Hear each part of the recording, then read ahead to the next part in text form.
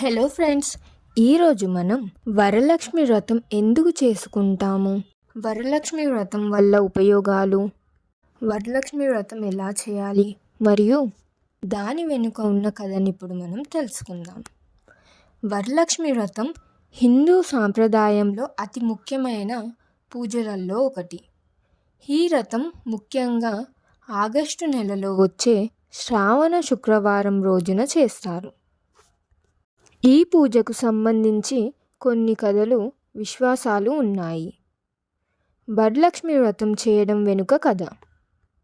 కొందరి విశ్వాసాల ప్రకారం ఒకప్పుడు రాజ్యమైన మగధ రాజ్యంలో చారుమతి అనే ఒక సతీ సమ్మన నారి ఉండేది. ఆమె భర్తకు, అత్తామామలకు, దైవాలకు ఎంతో భక్తితో సేవ చేసేది. ఒకరోజు ఆమె స్వప్నంలో దేవి వరలక్ష్మి కనిపించి ఆమెకు ఈ వ్రతం చెయ్యమని చెప్పింది. చారుమతి ఆ దేవి మాట ప్రకారం వరలక్ష్మి వ్రతం చేసి అన్ని శుభాలు పొందినదని చెప్తారు. అలా ఈ వ్రతం పూజ అందరూ చేస్తే లక్ష్మీదేవి కృపతో ఆయురారోగ్యాలు, ధనం, ఐశ్వర్యాలు లభిస్తాయని నమ్ముతారు. వరలక్ష్మి వ్రతం వల్ల ఉపయోగాలు. ఆర్థిక శ్రేయస్సు. లక్ష్మీదేవి అనుగ్రహం వల్ల ఇంట్లో ఐశ్వర్యం, సంపదల పెరుగుదల ఏర్పడుతుందని నమ్ముతారు. కుటుంబ ఆనందం. కుటుంబంలో శాంతి, సుఖ సమృద్ధి కలుగుతుందని విశ్వసిస్తారు. సన్మార్గం. ఈ పూజ చేయడం వల్ల సన్మార్గంలో నడవడానికి, పాపకర్మాల నుంచి విముక్తి పొందడానికి అవకాశం ఉంటుందని భావిస్తారు. ఆరోగ్యం పెరుగుదల. వ్రతం చేయడం వల్ల ఆరోగ్యం, ఆయుష్ కలుగుతాయని చెబుతారు. కుటుంబ సుఖ సంతోషాలు.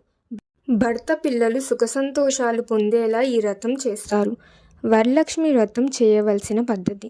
శుక్రవారం ఉదయాన్నే స్నానం చేసి శుభ్రతతో వ్రతం చేయడానికి సిద్ధమవ్వాలి. ఇంట్లో లక్ష్మీదేవి విగ్రహం లేదా పటమును పూజ మందిరంలో ఉంచి పూజ చేయాలి.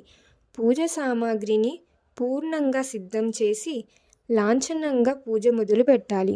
కుంకుమ, పసుపు, పూలతో సహా పూజ చేసుకొని నైవేద్యంగా పాయసం, ఫలాలు మొదలైనవి సమర్పించాలి. వ్రత కథను వినడం లేదా చదవడం ద్వారా పూజ పూర్తి చేయాలి. ముఖ్యంగా సతీ వ్రతాలను నిజాయితీ, భక్తితో చేసే దేవతలు కృప చేస్తారని భక్తుల నమ్మకం. ఈ విధంగా వరలక్ష్మి వ్రతం జరుపుకుంటాము. ఇంకెన్నో విషయాల కోసం లైక్ చేయండి, షేర్ చేయండి, సబ్స్క్రైబ్ చేయండి, కామెంట్ చేయండి. ఇంకో వీడియోలో మళ్ళీ కలుద్దాం. Thank you for watching.